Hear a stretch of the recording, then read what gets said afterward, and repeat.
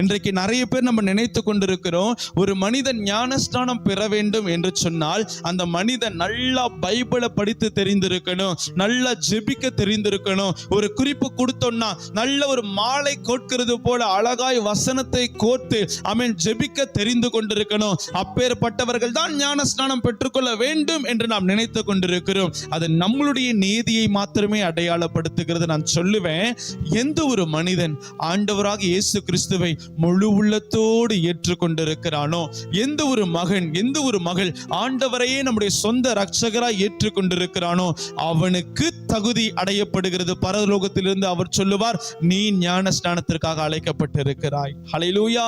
இன்றைக்கு கூட நான் சொல்லுவேன், யார் யாரெல்லாம் நீங்க இயேசு கிறிஸ்துவை சொந்த இரட்சகராய் ஏற்றுக்கொண்டிருக்கிறீங்களோ, ஒரே தேவன் ஒரே கர்த்தர் அவர்தான் என்னை நித்தியத்திலே கொண்டு சேர்க்க முடியும் அப்படின்னு 100க்கு 100 எந்தெந்த பிள்ளைகள் அவரை முழுதாய் சார்ந்து நம்புகிறீர்களோ நீங்கள் ஞான ஸ்நானத்திற்கு ஆயத்தப்பட்டு விட்டாயிற்று. கரங்களை தட்டி கர்த்தருடைய நாமத்தை மகிமைப்படுத்துங்க பார்க்கலாம்.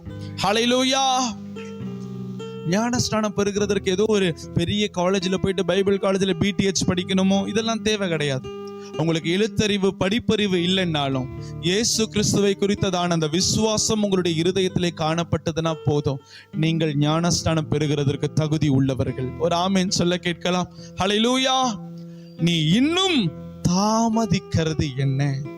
இன்னும் தாமதிக்கிறது. அப்படி நம்ம தாமதிக்க தாமதிக்க தாமதிக்க நம்முடைய வாழ்க்கையில் அது போராட்டங்களை உண்டு பண்ணுகிறதா இருக்கிறது. ஹல்லேலூயா.